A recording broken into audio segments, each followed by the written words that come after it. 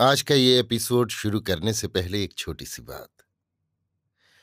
क्या आप भी अपना पॉडकास्ट बनाने की सोच रहे हैं? तो एंकर ट्राई कीजिए। ये पॉडकास्ट बनाने का सबसे आसान तरीका है। नंबर एक, ये फ्री है। नंबर दो, इसमें कई सारे ऐसे टूल्स हैं जो आपको अपने फोन और कंप्यूटर पर रिकॉर्ड और एडिट करने की फैसिलिटी देते हैं। नंबर तीन, आप अपने पॉडकास्ट को डिस्ट्रीब्यूट भी कर सकते हैं, जिससे इसे स्पॉटिफाई और दूसरे प्लेटफॉर्म पर सुना जा सके।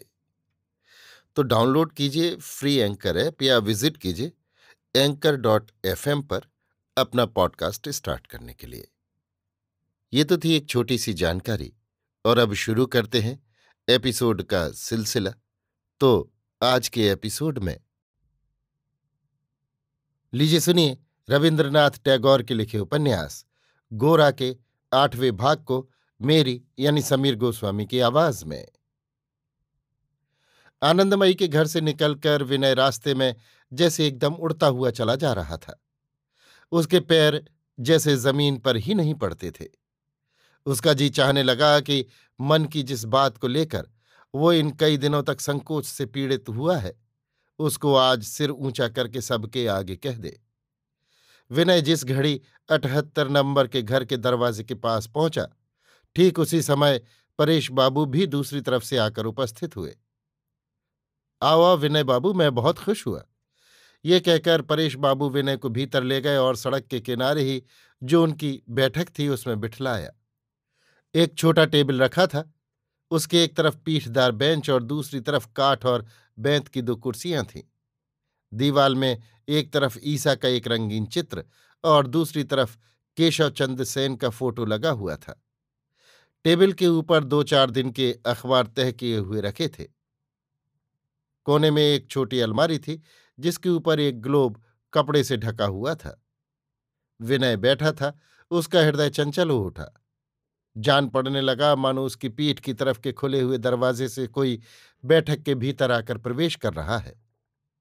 परेश बाबू ने कहा, सोमवार को सुचरिता मेरे एक मित्र की लड़की को पढ़ाने जाती है। वहां सतीश की हमजोली का एक लड़का है। इसी से सतीश भी उसके साथ गया है। मैं उन्हें पहुंचाकर अभी लौटा आ रहा हूं, और जरा देर हो जाती तो फिर आपसे मुलाकात न होती। परेश बाबू के साथ खुलकर उसकी बातचीत होने लगी। बातें करते करते एक एक करके परेश बाबू को आज विनय का सब हाल मालूम हो गया। विनय के माँ बाप कोई नहीं है। चाची के साथ चाचा गांव में रहकर जमीन जायदाद देखते हैं। 2 चचेरे भाई उसके साथ एक ही घर में रहकर कलकत्ते में पढ़ते थे। उनमें से बड़ा भाई वकालत पास करके उस जिले के अदालत में वकालत करता है, और छोटा भाई कलकत्ते में ही हैजे की बीमारी से मर गया। चाचा की इच्छा है कि विनय डिप्टी कलेक्ट्री के लिए कोशिश करे, लेकिन कोई भी कोशिश न करके अनेक व्यर्थ के कामों में लगा हुआ है। इस तरह लगभग 1 घंटा बीत गया। बिना काम के और अधिक देर तक ठहरना ठीक न समझकर विनय उठ खड़ा हुआ। उसने कहा, बंधु सतीश के साथ मेरी भेंट नहीं हुई, इसका दुख है। उससे कह दीजिएगा कि मैं आया था। परेश बाबू ने कहा, और जरा देर ठहरते तो उन लोगों से भेंट हो जाती। उनके लौटने में अब अधिक देर नहीं है। इसी बात पर निर्भर करके फिर बैठ जाने में विनय को लज्जा मालूम हुई। और जरा आग्रह करने से वो बैठ सकता था, किंतु परेश बाबू अधिक बोलने या आग्रह करने वाले आदमी ही नहीं थे। इससे चल ही देना पड़ा। परेश बाबू ने कहा, आप फिर आए तो मुझे बड़ी प्रसन्नता होगी। सड़क पर आकर विनय ने अपने घर की तरफ लौटने की कोई जरूरत नहीं देखी। वहां कोई काम न था। विनय अखबारों में लिखा करता है। उसके अंग्रेजी लेख की लोग खूब तारीफ करते हैं, किंतु पिछले कई दिनों से जब वो लिखने बैठता था तो कुछ सूझता ही नहीं था। टेबल के सामने अधिक समय तक बैठना ही मुश्किल होता था। मन उचाट और व्याकुल सा हो जाता। इसी से आज वो अकारण ही उल्टी तरफ चला। 2-4 कदम जाते ही एक बालक कंठ की ध्वनि सुन पड़ी, विनय बाबू, ओ विनय बाबू। सिर उठाकर देखा, एक गाड़ी की खिड़की पर झुका हुआ सतीश उसे पुकार रहा है। गाड़ी के भीतर गद्दी पर थोड़ी सी साड़ी और थोड़ी सी सफेद कुर्ते की आस्तीन को देखकर उसे ये समझने में कुछ भी संदेह नहीं रहा कि उसमें कौन बैठा है। बंगाली भद्रता के अनुसार गाड़ी की तरफ देखना विनय के लिए कठिन हो उठा। इसी बीच में वहीं गाड़ी से उतरकर सतीश ने उसका हाथ पकड़ लिया और कहा, चलिए हमारे घर। विनय ने कहा, मैं तो तुम्हारे ही घर से अभी आ रहा हूं। सतीश ने कहा, वाह वाह, हम लोग तो थे ही नहीं, फिर चलिए। सतीश की जिद को विनय टाल नहीं सका। विनय को लेकर घर में प्रवेश करते ही सतीश ने उच्च स्वर से कहा, बाबा, विनय बाबू को लाया हूं। वृद्ध ने घर से निकलकर जरा हंसकर कहा, बड़े कड़े हाथ आप पड़ गए हैं, आप जल्दी छुटकारा न पाइएगा। सतीश अपनी दीदी को बुला दे। विनय घर में आकर बैठ गया। उसका हृदय वेग से धड़कने लगा। परेश बाबू ने कहा, जान पड़ता है आप थक गए। सतीश बड़ा ऊधमी लड़का है। घर में सतीश ने जब अपनी दीदी को लेकर प्रवेश किया तब विनय ने पहले एक हल्की सुगंध का अनुभव किया। उसके बाद सुना, परेश बाबू कहते हैं, राधे, विनय बाबू आए हैं, इनको तो तुम जानती ही हो। विनय ने चकित हो सिर उठाकर देखा। सुचरिता उसे नमस्कार करके सामने की कुर्सी पर बैठ गई। अब कि विनय उसके प्रति नमस्कार करना नहीं भूला। सुचरिता ने वृद्ध से कहा, वो रास्ते में जा रहे थे। सतीश उन्हें देखते ही फिर रोके नहीं रुका। वो गाड़ी से उतरकर उन्हें पकड़कर खींच लाया। फिर विनय की ओर देखकर कहा, आप शायद किसी काम से जा रहे थे विनय बाबू, आपको कोई असुविधा तो नहीं हुई? सुचरिता विनय को संबोधन करके कोई बात कहेगी, विनय ने इसकी प्रत्याशा ही नहीं की थी। वो कुंठित और व्यस्त हो उठा। कहने लगा, ना, मुझे कुछ भी असुविधा नहीं हुई। सतीश ने सुचरिता का कपड़ा खींचकर कहा, दीदी चाबी लाओ ना, अपना वो ऑर्गन लाकर विनय बाबू को दिखाऊं। सुचरिता ने हंसकर कहा, ये लो शुरू हो गया। जिसके साथ बख्तियार की दोस्ती होगी उसकी फिर जान नहीं बच सकती। ऑर्गन तो सुनना ही पड़ेगा, और भी अनेक तरह से आपको तंग करेगा। विनय बाबू, आपका ये मित्र छोटा है, किंतु इसकी मित्रता का उत्पाद बहुत बड़ा है। मालूम नहीं उसे आप सह सकेंगे या नहीं।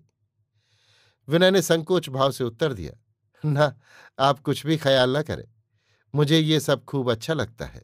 सतीश ने बहन से चाबी लेकर ऑर्गन निकाला और उसे लेकर आ खड़ा हुआ। चौकोर कांच से मढ़े हुए तरंगित सागर की तरह रंगे हुए नीले कपड़े पर एक खिलौना जहाज था। सतीश के चाबी देते ही ऑर्गन के सुरताल के साथ जहाज डगमगाता हुआ चलने लगा। सतीश एक बार जहाज की ओर और एक बार विनय के चेहरे की ओर देखता हुआ अपनी चंचलता को किसी तरह भी छिपा नहीं सका।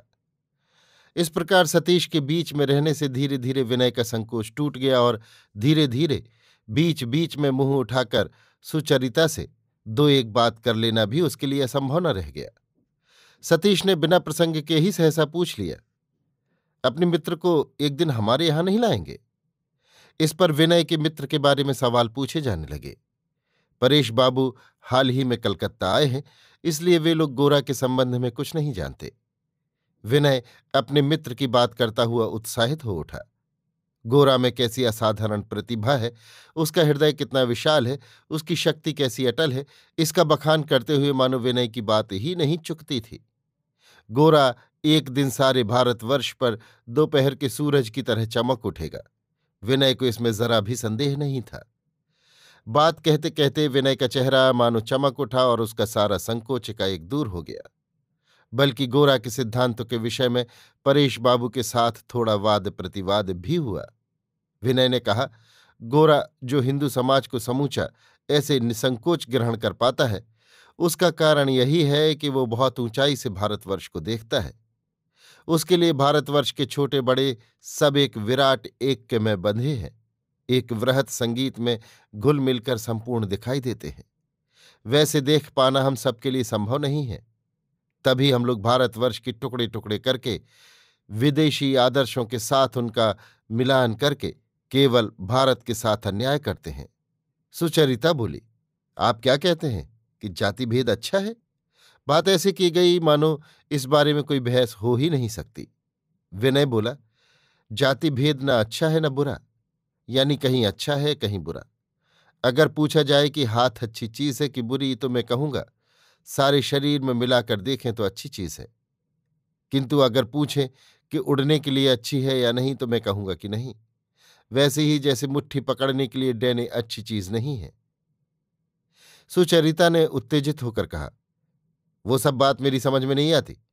मैं ये पूछती हूं कि क्या आप जाति भेद मानते हैं? और किसी से बहस होती तो विनय जोर देकर कहता, हां मानता हूं। किंतु आज वो जोर देकर ऐसा नहीं कह सका। ये उसकी भीरुता थी या वास्तव में जाति भेद मानता हूं, ये बात जहां तक जाती है वहां तक जाना उसे अस्वीकार नहीं होता, ये निश्चयपूर्वक नहीं कहा जा सकता।